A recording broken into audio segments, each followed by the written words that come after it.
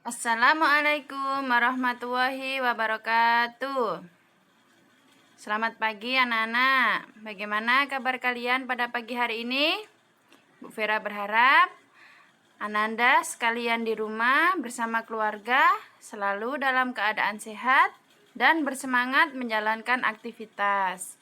Meskipun belajar di rumah, anak-anak harus selalu ingat ya, harus selalu bersemangat dalam belajar. Baik anak-anak, pada video pembelajaran kali ini Bu Vera akan menyampaikan pelajaran bahasa Indonesia di tema 4, subtema 2 dan 3. Baik, sebelum itu seperti biasa, marilah kita bersama-sama membaca basmalah. Bismillahirrahmanirrahim. Nah anak-anak, mohon maaf ya, video pembelajaran kali ini Bu Vera buat di rumah.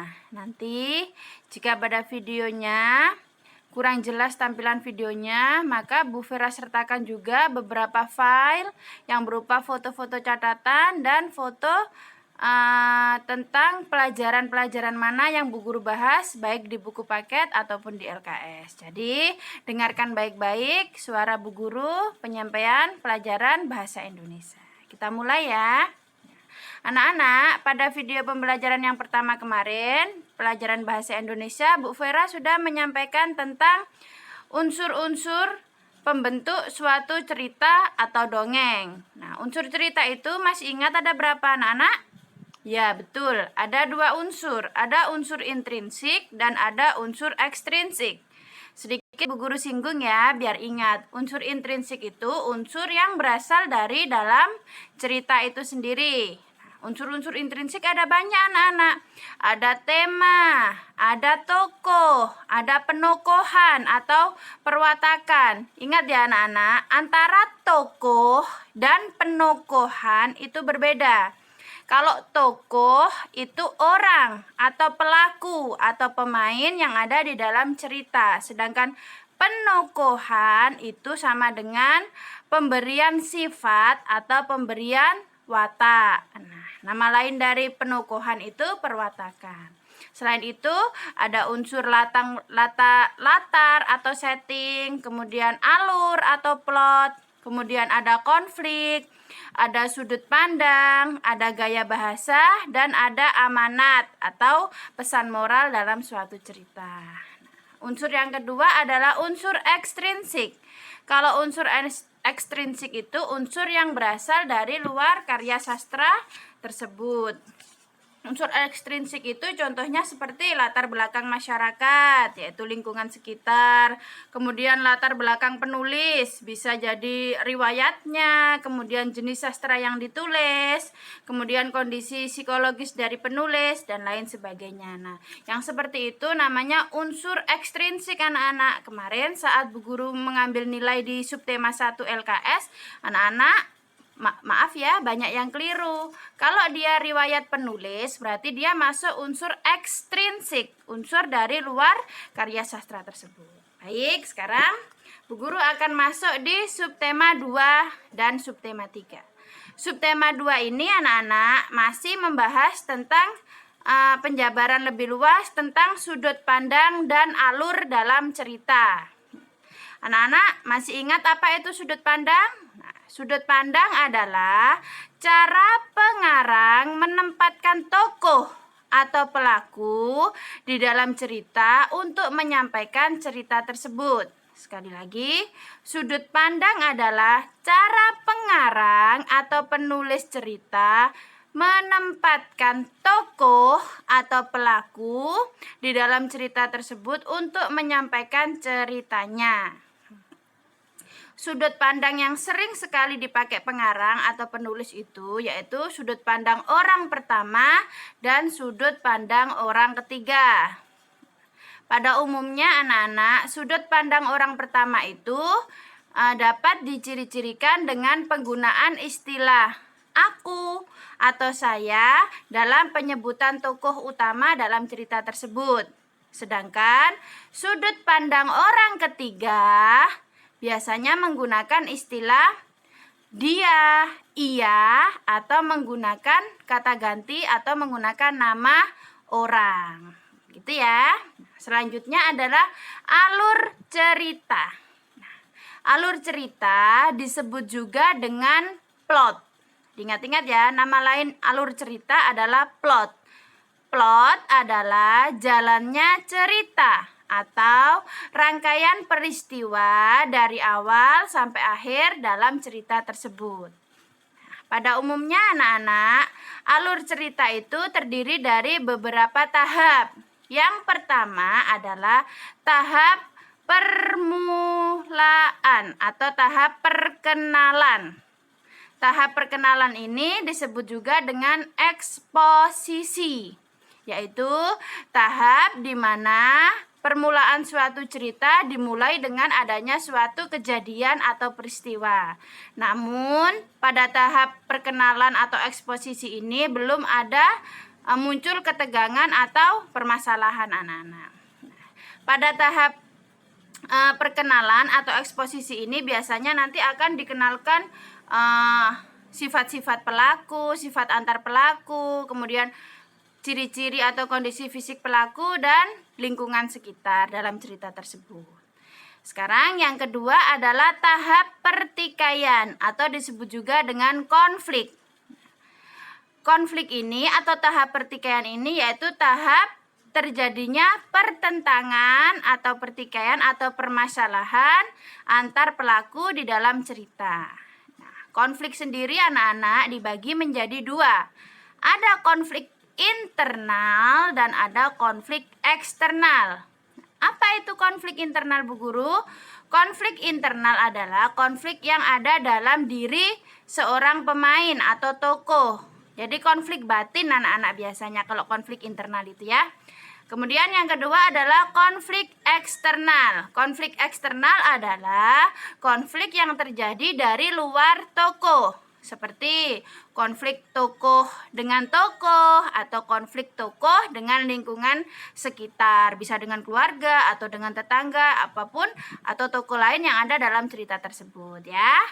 Yang ketiga tahapannya adalah klimaks. Klimaks di sini adalah ketegangan atau permasalahannya semakin memuncak. Jadi ini adalah inti dari permasalahan yang ada dalam cerita, namanya klimaks. Nah, yang keempat adalah leraian atau anti klimaks. Dalam tahap ini, permasalahan yang ada dalam cerita mulai reda anak-anak, mulai turun hingga sampai tahap yang terakhir yaitu tahap penyelesaian, yaitu tahap akhir sebuah cerita. Nah, anak-anak, biasanya pengarang atau penulis buku itu membuat ending sebuah cerita atau akhir atau penyelesaian sebuah cerita itu ada yang endingnya jelas anak-anak, happy ending atau sad ending, atau berakhir bahagia atau berakhir dengan tokoh utamanya mengalami kesedihan. Tapi kadang ada juga pengarang itu membuat akhir sebuah cerita itu menggantung. Memang ada seperti itu. Nah, akhirnya itu, akhir cerita tersebut itu tergantung dari interpretasi atau bagaimana cara si pembaca cerita tersebut mengartikan akhir cerita, begitu ya. Selanjutnya adalah di subtema 3 Bahasa Indonesia akan membahas macam-macam cerita fiksi atau dongeng. Apa itu dongeng? Silakan disimak baik-baik ya. Disimak catatannya, Bu Guru menyimak dari catatan Bu Guru. Kalian dari catatan kalian. Dengarkan baik-baik penjelasan Bu Guru. Apa itu dongeng? Dongeng adalah cerita khayal atau cerita fiksi atau imajinasi yang tidak benar-benar terjadi. Dongeng ini anak-anak biasanya diceritakan secara turun-temurun oleh orang tua kita, oleh ayah, oleh ibu, atau kakek nenek kita. Nah, dalam dongeng ada dua tujuan anak-anak biasanya menyampaikan dongeng itu, yaitu satu, sifatnya untuk menghibur. Nah, yang kedua, selain menghibur, biasanya dongeng juga itu mengandung nilai-nilai pendidikan atau pesan moral yang bisa diambil oleh pembaca. Gitu ya sayang ya. Nah, coba sekarang disimak jenis-jenis dongeng. Nah, dongeng berdasarkan isi ceritanya dibagi menjadi beberapa macam. ada mitos atau mite, ada sage, ada fabel, ada legenda, dan yang kelima parabel. Nanti penjelasannya dipahami baik-baik dan dengarkan Bu Guru. Yang pertama, apa itu mite atau mitos? Mite atau mitos adalah dongeng yang menceritakan hal-hal yang berhubungan dengan kepercayaan tertentu dalam masyarakat. Sekali lagi, mite atau mitos adalah dongeng yang menceritakan tentang hal-hal yang berhubungan dengan kepercayaan tertentu dalam suatu masyarakat. Nah, contoh dongeng yang termasuk mite itu, contoh ya, dongeng Dewi Sri. Pernah dengar nggak? Nah, dongeng Dewi Sri itu sebagian penduduk atau masyarakat Indonesia menganggap bahwa Dewi Sri adalah seorang dewi padi atau dewi penjaga kesuburan di sawah. Begitu ya anak-anak. Kemudian contoh yang lainnya dari mite atau mitos adalah dongeng tentang Nyi Roro Kidul. Pernah dengar nggak? Nah, sebagian masyarakat Jawa, khususnya di pantai selatan, percaya bahwa Nyi Roro Kidul adalah dewi penunggu pantai selatan. Sekarang yang kedua. Yang kedua adalah sage. Sage adalah dongeng yang menceritakan atau mengkisahkan sebuah sejarah seorang tokoh tertentu yang memiliki keberanian, memiliki kepahlawanan, kemudian dia juga memiliki sebuah kebaikan anak-anak. Apa saja sih contoh sage? Contoh sage misalkan yaitu Lutung Kasarung. Pernah dengar nggak ceritanya? Coba nanti cari tahu ya. Lutung Kasarung itu, sedikit ya Bu Guru ceritakan, Lutung Kasarung itu bercerita tentang seorang dewa atau seorang sahyang. Sahyang itu dewa ya, yang turun dari kayangan, tapi dalam bentuk seekor kera atau monyet. Tuh Lutung Kasarung ya. Nanti coba dicari tahu. Kemudian contoh yang lainnya adalah Calon Arang. Tapi kalau Calon Arang ini biasanya ceritanya bergabung anak-anak dengan cerita sage Raja Erlangga ya. Jadi kalau Raja Erlangganya tokohnya itu berkisah tentang keberanian, kepahlawanan, kemudian kebaikan. Nah, lawannya Raja Erlangga ini Calon Arang. Calon Arang itu seorang ibu-ibu janda tua ya anak-anak. Nah, dia itu pemilik ilmu hitam. Nah, lawannya nanti adalah Raja Erlangga. Begitu ya. Itu contohnya dari sage. Kemudian yang ketiga, fabel. Nah, pasti kalau fabel anak-anak sudah sering mendengar cerita fabel dan sering menonton kartun di TV tentang fabel. Nah, apa itu fabel? Fabel adalah dongeng yang menceritakan tentang kehidupan para binatang atau hewan yang berlaku seperti manusia. Contohnya banyak ya. Ada kancil dan buaya. Kemudian ada semut dan burung pipit. Ada yang dimainkan di kartun Upin dan Ipin itu tahu? Ya betul, kelinci dan kura-kura. Ingat ya, itu adalah termasuk fabel. Nah, anak-anak, dalam cerita-cerita tadi itu pasti ada pesan moralnya atau ada amanatnya. Jadi kalau menonton acara cerita seperti itu atau membaca buku, kalian harus memahami isinya biar tahu pesan moral atau amanat apa yang bisa kita ambil. Kemudian yang keempat, macam-macam dari dongeng adalah legenda. Nah, apa itu legenda? Kalau legenda adalah dongeng tentang asal mula suatu daerah. Kalau legenda gampang dibedakan anak-anak. Misalkan contoh ya, asal mula Banyuwangi. Nah, asal mula Danau Toba.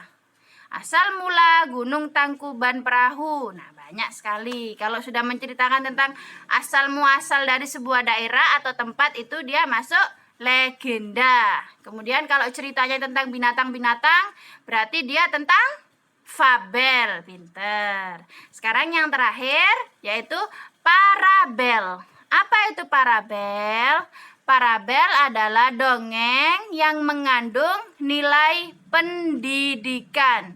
Nah, nilai pendidikan yang terkandung dalam parabel ini bisa tentang pendidikan agama, pendidikan moral, sosial budaya, dan lain sebagainya. Nah, contoh dari dongeng parabel adalah Malin Kundang. Pasti anak-anak udah sering ya mendengar cerita ini. Apa sih pesan moral atau nilai pendidikan yang dapat kita ambil dari cerita Malin Kundang? Nah, kita itu hendaknya menghormati orang tua kita. Bagaimanapun kondisi beliau adalah orang tua kita dan kita tidak boleh durhaka pada orang tua kita. Bagaimana? Paham ya? Nah, selanjutnya adalah Bu Guru ingin minta tolong ya anak-anak baca cerita di buku paket kalian, Kelinci dan Kura-Kura. Ada di halaman berapa ini ya? 47. Bu Guru sudah baca anak-anak. 47 sampai 48 yang berjudul Kelinci dan Kura-Kura. Ayo Bu Guru mau tanya, ini termasuk jenis dongeng apa? Betul, termasuk fabel karena pelakunya adalah atau tokohnya adalah hewan-hewan yang berperilaku seperti manusia. Nah, inti dari cerita ini tuh anak-anak